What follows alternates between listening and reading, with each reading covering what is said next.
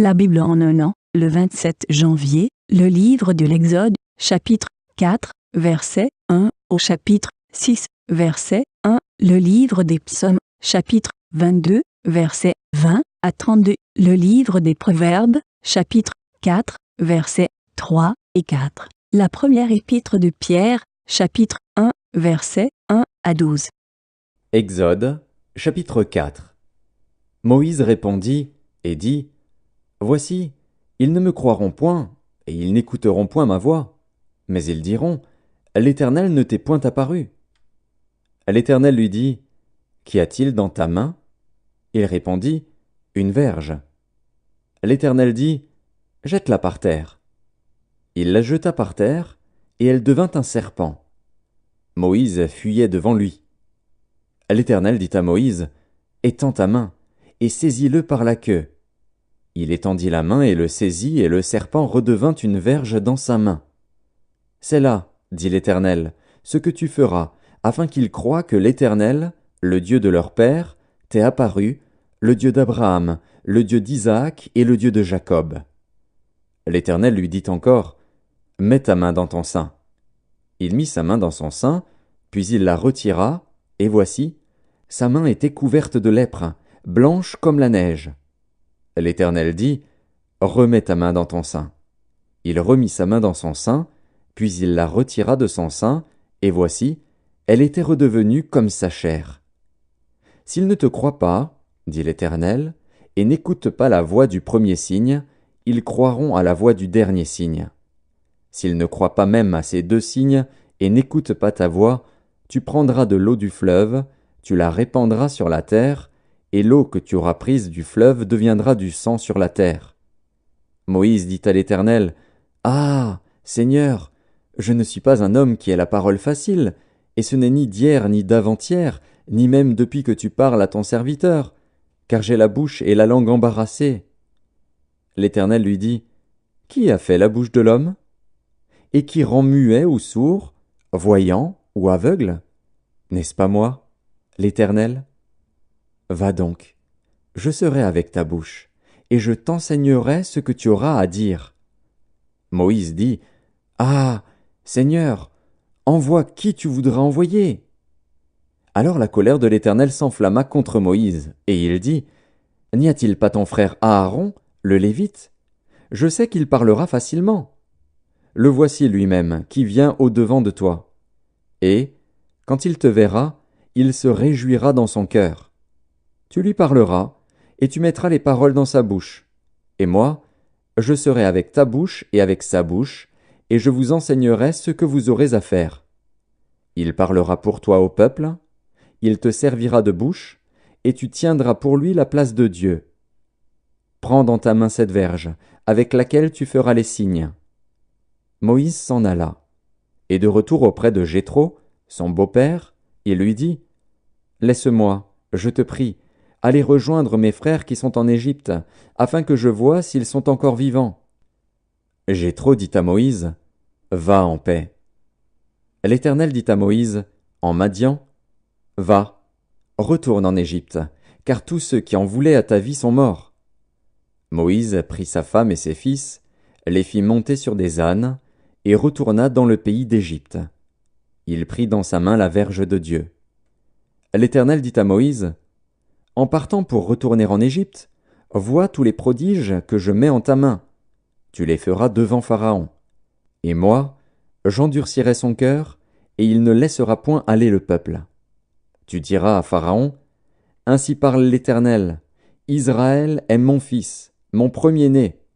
Je te dis : Laisse aller mon fils, pour qu'il me serve.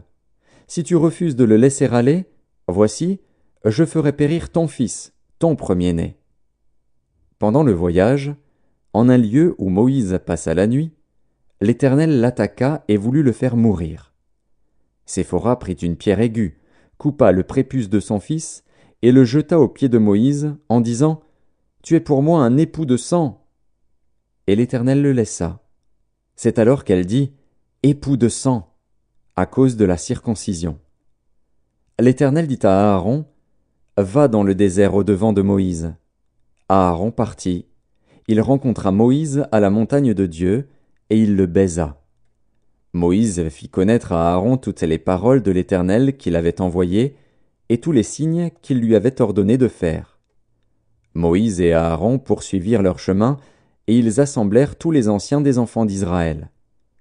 Aaron rapporta toutes les paroles que l'Éternel avait dites à Moïse, et il exécuta les signes aux yeux du peuple. Et le peuple crut. Ils apprirent que l'Éternel avait visité les enfants d'Israël, qu'il avait vu leur souffrance, et ils s'inclinèrent et se prosternèrent. Exode, chapitre 5. Moïse et Aaron se rendirent ensuite auprès de Pharaon, et lui dirent : Ainsi parle l'Éternel, le Dieu d'Israël. Laisse aller mon peuple, pour qu'il célèbre au désert une fête en mon honneur. Pharaon répondit : Qui est l'Éternel, pour que j'obéisse à sa voix, en laissant aller Israël ? Je ne connais point l'Éternel, et je ne laisserai point aller Israël. Ils dirent : Le Dieu des Hébreux nous est apparu. Permets-nous de faire 3 journées de marche dans le désert, pour offrir des sacrifices à l'Éternel, afin qu'il ne nous frappe pas de la peste ou de l'épée. Et le roi d'Égypte leur dit : Moïse et Aaron, pourquoi détournez-vous le peuple de son ouvrage ? Allez à vos travaux.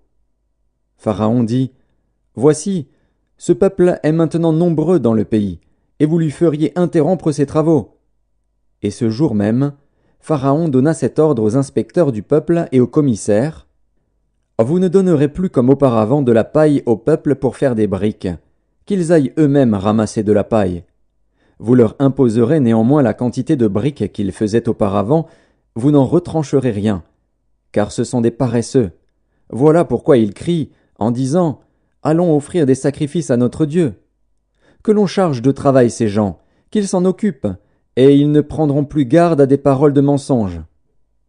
Les inspecteurs du peuple et les commissaires vinrent dire au peuple : Ainsi parle Pharaon, je ne vous donne plus de paille. Allez vous-même vous procurer de la paille où vous en trouverez, car l'on ne retranche rien de votre travail. Le peuple se répandit dans tout le pays d'Égypte pour ramasser du chaume au lieu de paille. Les inspecteurs les pressaient en disant : Achevez votre tâche, jour par jour, comme quand il y avait de la paille. On bâtit même les commissaires des enfants d'Israël, établis sur eux par les inspecteurs de Pharaon. Pourquoi, disait-on, n'avez-vous pas achevé hier et aujourd'hui, comme auparavant, la quantité de briques qui vous avait été fixée ? Les commissaires des enfants d'Israël allèrent se plaindre à Pharaon et lui dirent : Pourquoi traites-tu ainsi tes serviteurs ? On ne donne point de paille à tes serviteurs, et l'on nous dit : Faites des briques. Et voici, tes serviteurs sont battus, comme si ton peuple était coupable. Pharaon répondit : Vous êtes des paresseux, des paresseux. Voilà pourquoi vous dites : Allons offrir des sacrifices à l'Éternel. Maintenant, allez travailler. On ne vous donnera point de paille et vous livrerez la même quantité de briques. Les commissaires des enfants d'Israël virent qu'on les rendait malheureux, en disant : Vous ne retrancherez rien de vos briques. Chaque jour la tâche du jour. En sortant de chez Pharaon, ils rencontrèrent Moïse et Aaron qui les attendaient. Ils leur dirent : Que l'Éternel vous regarde et qu'il juge. Vous nous avez rendus odieux à Pharaon et à ses serviteurs, vous avez mis une épée dans leurs mains pour nous faire périr. Moïse retourna vers l'Éternel et dit : Seigneur, pourquoi as-tu fait du mal à ce peuple ? Pourquoi m'as-tu envoyé ? Depuis que je suis allé vers Pharaon pour parler en ton nom, il fait du mal à ce peuple, et tu n'as point délivré ton peuple. Exode, chapitre 6. L'Éternel dit à Moïse : Tu verras maintenant ce que je ferai à Pharaon. Une main puissante le forcera à les laisser aller. Une main puissante le forcera à les chasser de son pays. Psaume 22. Et toi, Éternel, ne t'éloigne pas. Toi qui es ma force, viens en hâte à mon secours, protège mon âme contre le glaive, ma vie contre le pouvoir des chiens. Sauve-moi de la gueule du lion, délivre-moi des cornes du buffle.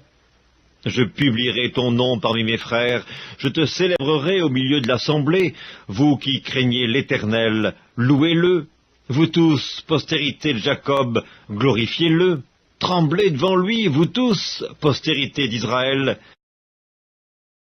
Car il n'a ni mépris ni dédain pour les peines du misérable, et il ne lui cache point sa face, mais il l'écoute. quand il crie à lui. Tu seras dans la grande assemblée l'objet de mes louanges, j'accomplirai mes vœux en présence de ceux qui te craignent. Les malheureux mangeront et se rassasieront, ceux qui cherchent l'Éternel le célébreront. Que votre cœur vive à toujours. Toutes les extrémités de la terre penseront à l'Éternel et se tourneront vers lui. Toutes les familles des nations se prosterneront devant ta face, car à l'Éternel appartient le règne, il domine sur les nations. Tous les puissants de la terre mangeront et se prosterneront aussi. Devant lui s'inclineront tous ceux qui descendent dans la poussière, ceux qui ne peuvent conserver leur vie, la postérité le servira. On parlera du Seigneur à la génération future. Quand elle viendra, elle annoncera sa justice, elle annoncera son œuvre au peuple nouveau-né. Livre des Proverbes, chapitre 4. J'étais un fils pour mon père, un fils tendre et unique auprès de ma mère. Il m'instruisait alors et il me disait, « Que ton cœur retienne mes paroles, observe mes préceptes et tu vivras. » Épître de Pierre, chapitre 1er. Pierre, apôtre de Jésus-Christ, à ceux qui sont étrangers et dispersés dans le Pont, la Galatie, la Cappadoce, l'Asie et la Bithynie, et qui sont élus selon la prescience de Dieu le Père par la sanctification de l'Esprit, afin qu'ils deviennent obéissants, et qu'ils participent à l'aspersion du sang de Jésus-Christ, que la grâce et la paix vous soient multipliées. Béni soit Dieu le Père de notre Seigneur Jésus-Christ qui, selon sa grande miséricorde, nous a régénérés par une espérance vivante, par la résurrection de Jésus-Christ d'entre les morts, pour un héritage qui ne se peut ni corrompre, ni souiller, ni flétrir, lequel vous est réservé dans les cieux. À vous qui, par la puissance de Dieu, êtes gardés par la foi pour le salut, prêt à être relevé dans les derniers temps. C'est là ce qui fait votre joie. Quoique maintenant, puisqu'il le faut, vous soyez attristés pour un peu de temps par diverses épreuves, afin que l'épreuve de votre foi, plus précieuse que l'or périssable, qui cependant est éprouvé par le feu, ait pour résultat la louange, la gloire et l'honneur lorsque Jésus-Christ apparaîtra. Lui que vous aimez sans l'avoir vu, en qui vous croyez sans le voir encore, vous réjouissant d'une joie ineffable et glorieuse, parce que vous obtiendrez le salut de vos âmes pour prix de votre foi. Les prophètes qui ont prophétisé, touchant la grâce qui vous était réservée, ont fait de ce salut l'objet de leurs recherches et de leurs investigations, voulant sonder l'époque et les circonstances marquées par l'Esprit de Christ qui était en eux, et qui attestait d'avance les souffrances de Christ et la gloire dont elles seraient suivies. Il leur fut révélé que ce n'était pas pour eux-mêmes, mais pour vous, qu'ils étaient les dispensateurs de ces choses, que vous ont annoncé maintenant ceux qui vous ont prêché l'Évangile par le Saint-Esprit envoyé du ciel, et dans lesquels les anges désirent plonger leur regard.